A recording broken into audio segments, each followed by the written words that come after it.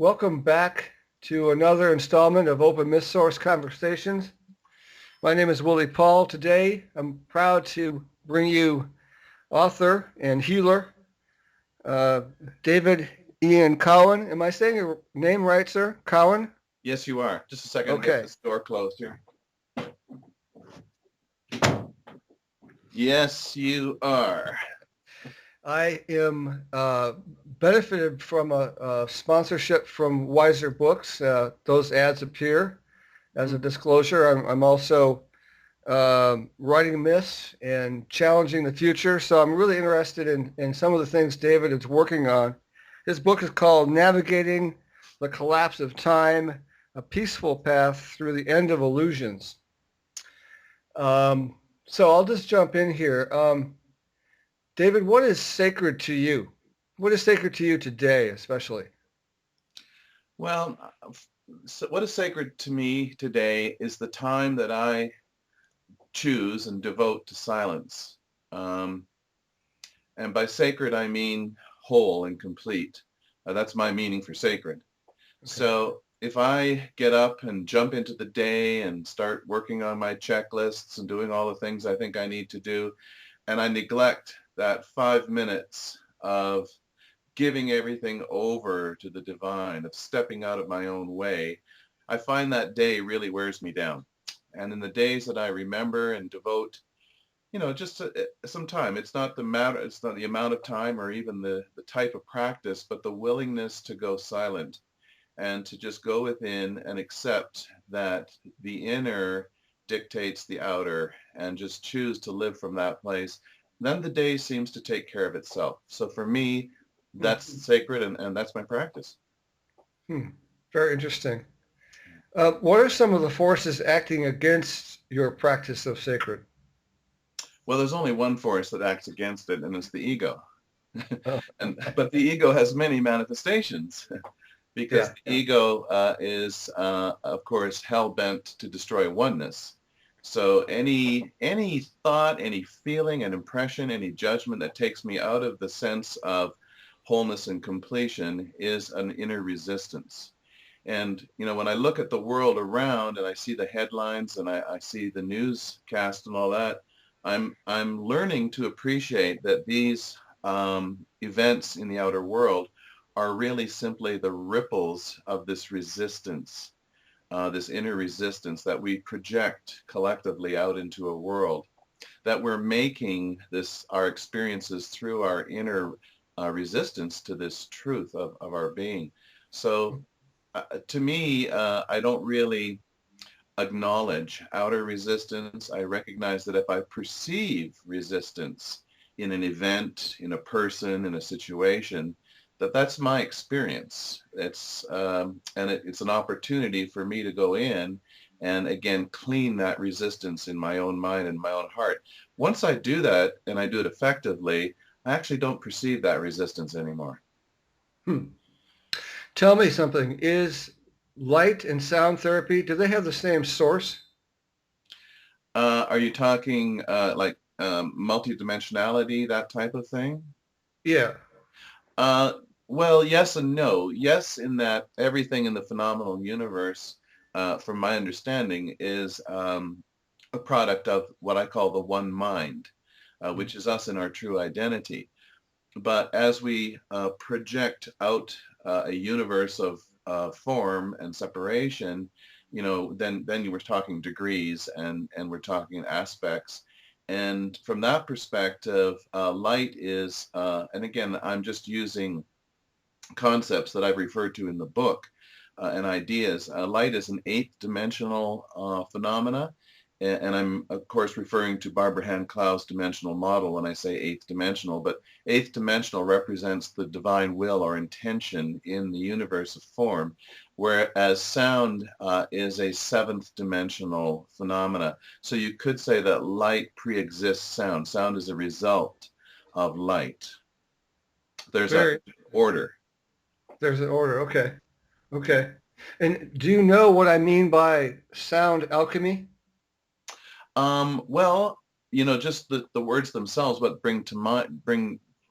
comes to me is the manifestation of form from sound, which again, these forms form up in the sixth dimension, which is the one below the dimension of sound. So referring to Hans Jenny's research, which I'm sure pretty sure you're familiar with, where he took sound and created a vibration on a metal plate, and then he had sand particles on there that would literally take shapes. They would create geometric forms from sound. So again, I see that as alchemical in the sense that it's a transformation of energy from one state to another. Very cool. You talk about a genuine spiritual experience in your book. Mm-hmm. That phrase stood out. Can you give us some examples of an ingenuine spiritual experience? Sure. That's a great question. An ingenuine spiritual experience is one that would be dependent on an outer source, somebody else's opinion, a doctrine, a historical view, where the source is not from within.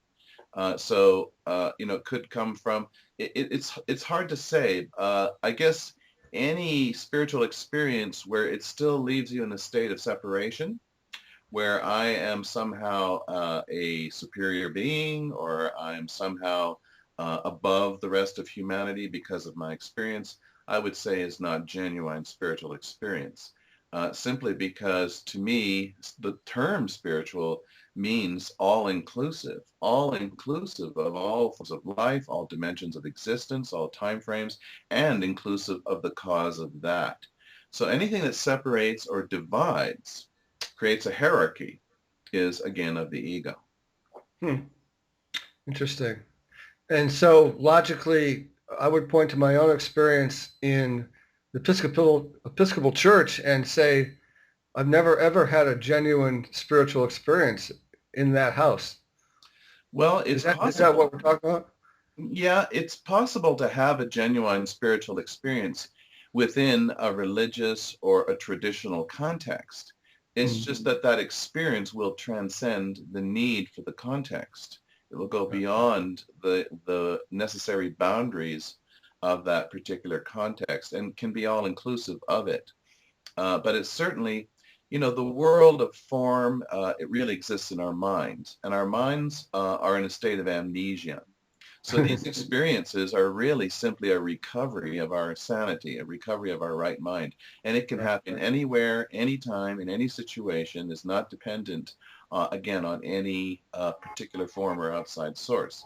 When it truly emerges, the separation, which is in our perception only, in these different systems and philosophies and beliefs, simply dissolves, and we no longer behold them or experience them as a separate system.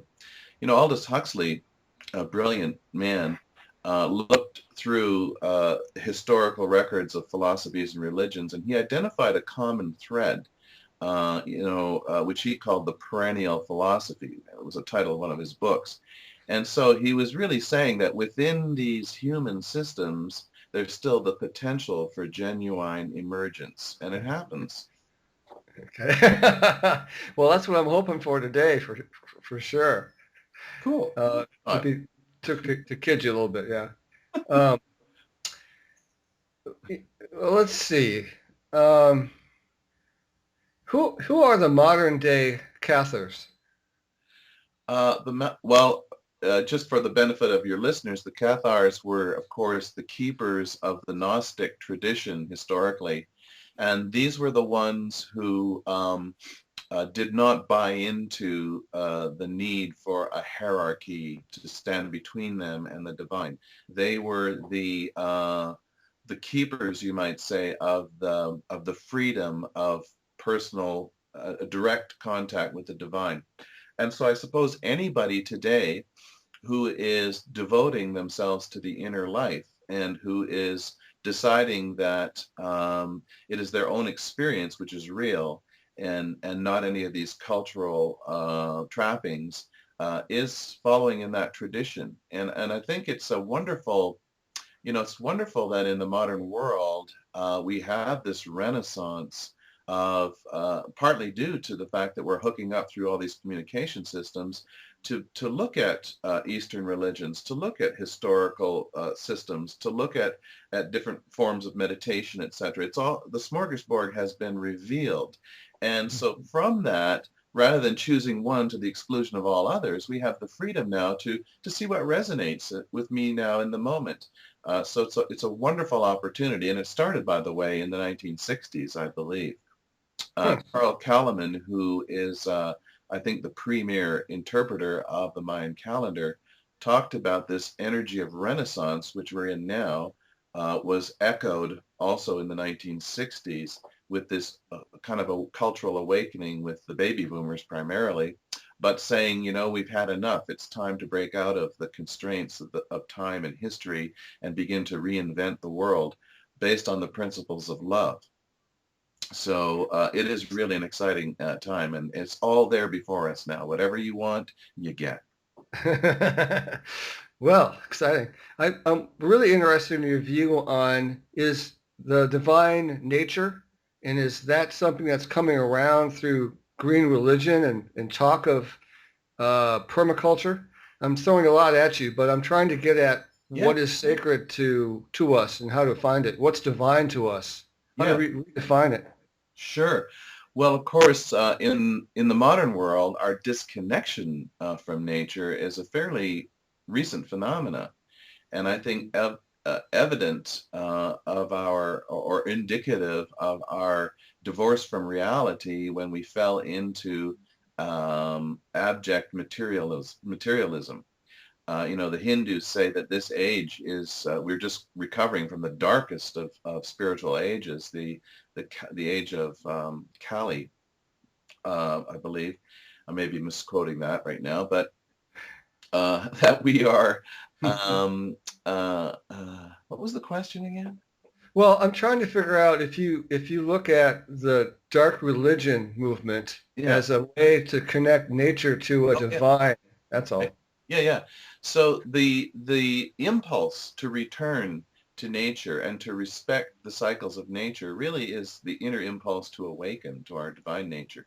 Nature is, of course, operating according to creative principles that have been sort of overrun by our massive expansion in materialism and intellectualism, etc. But particularly in the Western world, this divorce from nature is largely responsible for, again, many of the imbalances we see in the planet. Nature, also Mother Nature, as the natural cultures refer to her, is an embodiment of the feminine principle. It's the vessel or the receptacle for creative energy and from which new life emerges. So there has been an imbalance in the Western world between these male and female essences, where the female essence has been denigrated, has been pushed aside by this imbalance. So turning back to permaculture, turning back to recognizing the alchemy in nature, I think is very positive, first of all, for our survival, but also part and parcel of our inner desire to reconnect with the divine. It's a wonderful way. I mean, nature is so patient.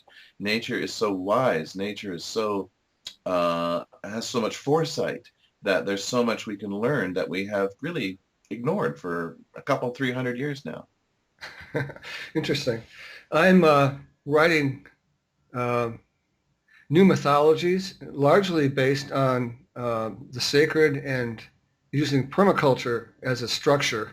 Yes. I wanted to ask you about what are the symbols of this age of awakening? And I'm talking about symbols in terms of literary symbols, something I can grab onto, motifs.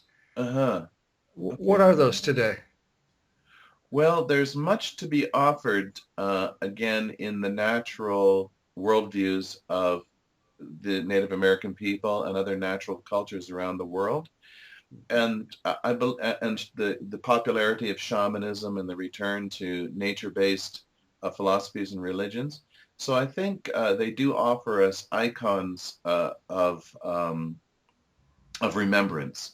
I'm thinking particularly of the symbolic language of many of these cultures, such as the medicine wheel, for example. in my book, in the second section, I talk about a series of symbols that came to me in meditation.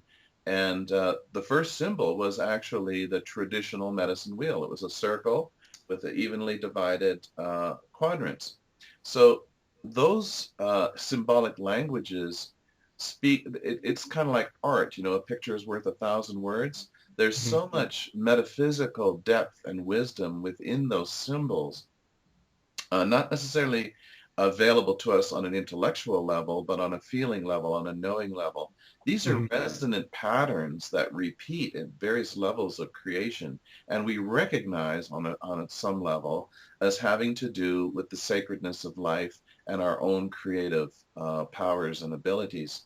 So, many of these cultures, and I'm thinking now more about the Hopi in particular, they also believe in their traditions that their world philosophies, their link with nature is going to be the saving grace of humanity at this time, and that modern humanity will actually turn to them for teachings and to learn how to live in cooperation with nature, etc. So I don't know if that answers your question, but for me, the iconographic symbols are already here, and they've been here for a very long time. We've simply, again, just rushed past them in our desire to be separate. Well, yes, indeed. I think it's important. My reaction to what you said is that we don't have any symbols. We have to go find them in other cultures. Exactly. They're not happening in Detroit and San Francisco and God knows Denver. Yes. So that's an interesting digression, I suppose. Yeah. And when we say we, again, there are no them and us. Well, I And understand. so those are our symbols as much as their symbols. Right? Yeah, but they're going to save us. So there is an us and them there. I suppose, in the sense of a kind of elder brother, someone who's been around the block. Very interesting. Um, so, David, do we need new myths? Are the old myths worn out? Is that accurate to you or no? Well, as far as myths function as guidelines and templates on a cultural level, I think we do have new myths that are working for us. Star Trek comes to mind, is a modern myth, and yet it's based on some very ancient ideas and very expanded view of our potential, of our cosmos. So I think that quantum physics has also given us a new mythology. Not mythology in the sense that it's how could I say, not true, an analogy. With quantum physics, we have the marriage of the basis of many historical myths now coming into a left brain understanding or acceptance. So I guess a true myth is one that points to truth. And quantum physics, for me, I think is a tremendous benefit and gift in the 20th century in that it ties together many of these metaphysical assumptions that we see in the ancient mythologies now in a modern context that we can take and assimilate and actually project into the future without feeling that we are tied necessarily to the past. Can one take quantum physics and put it through a Joseph Campbell lens and come up with a two-page story? I see no reason why not. Okay, I'll try that. Yeah, yeah, just give them cool names, so that they grab people's imaginations. I see a comic book coming out here. Yeah, right. Let's see here. Well, is time being speeded up, slowed down, or changed? Do I Uh, have this right? I don't. What is it about time that you're so keen here, writing about? Help well, us. it's all of the above. It's moving away from something that we perceived coming from outside of us to something that we're now accepting as generated on the level of the mind, that we have actually a say in how we experience time. And it has to do, of course, with the change in consciousness and even I think down to the level and the change in our brain structures, reflecting this movement towards wholeness or whole brain thinking. Time is a separation concept. It's something we made up to explain to ourselves how things seem to happen here in the third dimension. The third dimension, or physicality, if you like, one of its unique features is that it is subject to duality. In other words, we have everything here coexisting with its opposite. So the present moment in a dualistic dimension has an opposite, which would be the past or the future. So time is a separation concept. Separation itself is a, how can I say it, an erroneous assumption. Because there's nothing separate here. Everything is interconnected, which quantum physics is now giving us a language to accept. So the separation of events in time is really only an artifact of how we think. As our minds evolve, as we move more towards whole brain consciousness, the old constraints of time, that is feeling that the past is somehow, immutable and the future is somehow threatening and mysterious, these things are falling away. And we're moving into the recognition on an experiential level that now is the only time. In our classes, I challenge people. I say, think about what you were doing 24 hours ago. Now, in that experience, what time was it? And after a little bit of puzzling, they go, well, it was now. Okay, now let's go 24 hours in the future. And whatever it is you're doing, what time is it? Oh, it's now again. So what's the only time you ever really ever experience? What is the time only are ever in? It's now. Okay, so one of the topics I find is fairly hot in my circle is intuition. Now, is intuition a time-based concept or is it something else? You could consider intuition in that framework, in that intuition is, in a sense, a foreknowledge. You're seeing all of the possible patterns, and based on the choices, individual and collective in the moment, the probability of a specific pattern emerging in the future becomes predominant in your awareness, and we call that an intuition. So it is a transcendent potential to see beyond the constraints of the belief in time. It's also a whole brain function. So as long as we're trapped in male dominant left brain processing, we're only going to be able to make A to B linear assumptions. And so we have a very limited picture of the future based on that analytical cause and effect type of thinking. But when we move our awareness to include right and left brain thinking, we began to see more global patterns. We began to see tendencies and trends. In quantum physics, they call these probabilities. So the intuitive nature, which is often associated with women, we often say women's intuition when we say intuition, and Right, it's a known fact that women have typically more access to right brain processing. right. So this is a physiological fact. Okay, interesting. Yeah, I buy that. Yeah. Um, hmm. So, so how do we support the folks who don't wake up, as it were, and in terms of the people who are waking up, if I can put Yes. it so blandly? Right. How do Well, we deal with that dichotomy? I know, and it's tough. It's tough. Our first impulse is to slap them and shake them, and don't you see? But again, personally, I've learned to relax and accept that everyone is exactly where they need to be in their process of awakening. And the highest service I can offer is to see them in their end product or their end result, which is divine, perfect, awake, invulnerable being. If I see them as a person who is asleep, guess what? I'm part of their problem because my perception is Yeah. keeping them locked. Our minds are joined.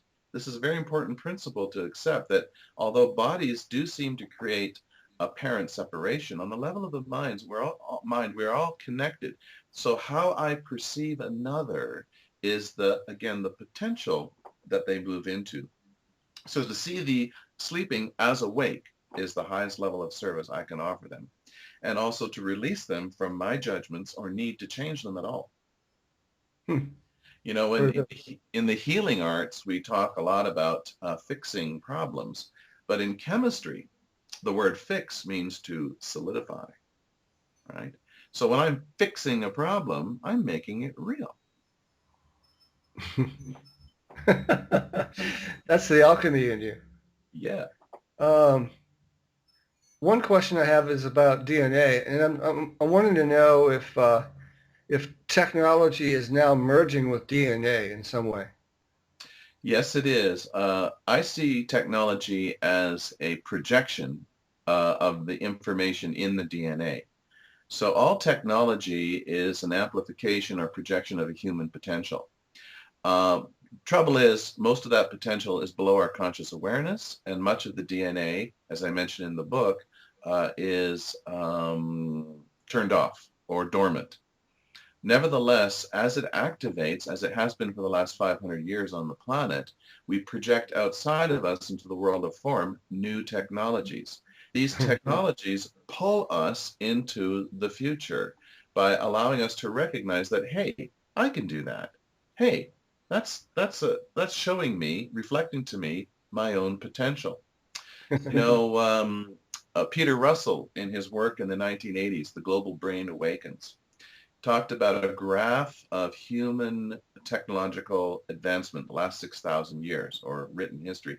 The graph was pretty well flatlined the whole time, except about 500 years ago, Renaissance or so, things started to pop. And we had this gradual increase, incremental increase in the amount of technology on the planet. Of course, the Industrial Revolution was a major boom, post-war industrialization, another major. We're in the 80s when he wrote the book, he said every year the amount of technology on the planet is doubling. And his prediction based on just the curve of this graph was that by 2012, and he wasn't pulling this number out of any other source, but by 2012, the vertical line of the amount of technology on this planet will go into infinity. Now, when I read that, I thought, geez, does that mean we're going to be swimming in a sea of cell phones and communicators and be just technologically overwhelmed like in science fiction? And then it occurred to me, no, no. What this implies is that this is the time when we will realize and wake up to the fact that we are the ultimate technology. And all of the technology that we have projected outside of ourselves is simply us. So we'll lay aside the props, we'll put aside the stage show, and we'll simply become the ultimate technology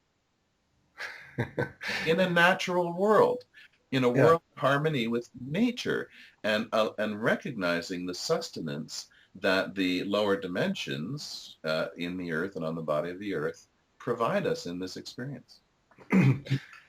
Can you show me your soul?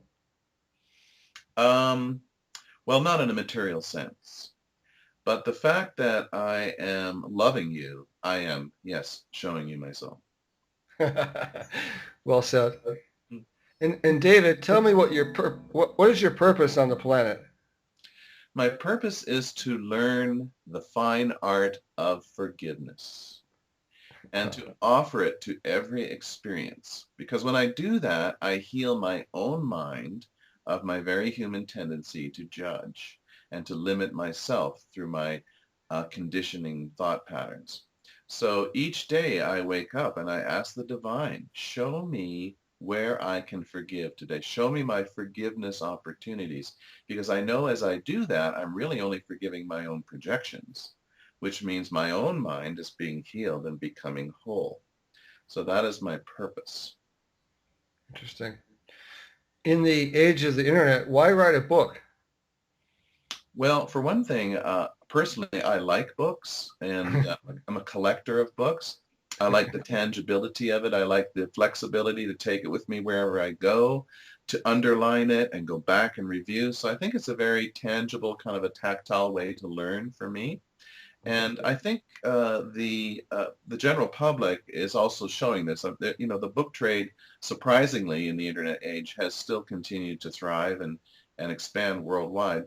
So there's just something about the written word, I suppose, on a piece of paper I can't read an article off an internet screen. I'm sorry. There's something in the oscillations or whatever that's interfering with my ability to absorb that information. So, I mean, they said that electronics and the internet would reduce the amount of paper, but no, we print off more stuff now than ever.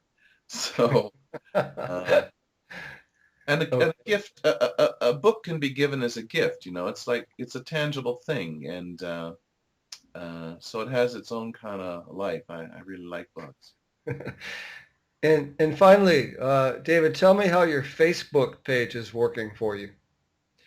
Well, I think it's working okay. Again, a bit of a neophyte, but it's a great way to stay in touch. My wife and I, we teach classes, and we've taught them internationally. So we know people in a lot of different places, and it's a wonderful way to stay in touch and keep those relationships fresh. So, and I'm counting on it working more to disseminate the book. I'm really counting on this book touching a nerve because so many more people now are concerned about 2012 as it approaches. There's a lot of fear mongering out there, of course, as usual. The ego always likes to get a foot in the door of whatever's happening. And so my purpose in writing the book, as it says in the subtitle, is to offer a peaceful path through the end of illusions, to give folks an anchor, perhaps, to accept that what is really occurring here on this planet is a beautiful, wonderful thing. And we have no historical precedents for this, so it's hard for us to imagine where we're going. But this is the culmination of a process that we have been undergoing for 16.5 billion years. We are on the edge, on the final wave, you might say, of this oscillation in time, which is over. It's virtually over. So I feel so privileged to be here in this dimension and in this time. I feel like I've won like front row seats to the World Series, but 1,000 times over. And so that's the positivity and the excitement that I hope to communicate through the book. Very interesting. David's book, Navigating the Collapse of Time, A Peaceful Path Through the End of Illusions. Thank you for your time, sir. I hope to meet you someday. I look forward to that. And thanks for your questions. They were great. Thank you. I'll put this up and share it with the crowd and send you a link. Cool. Thanks, David. Namaste. Bye-bye.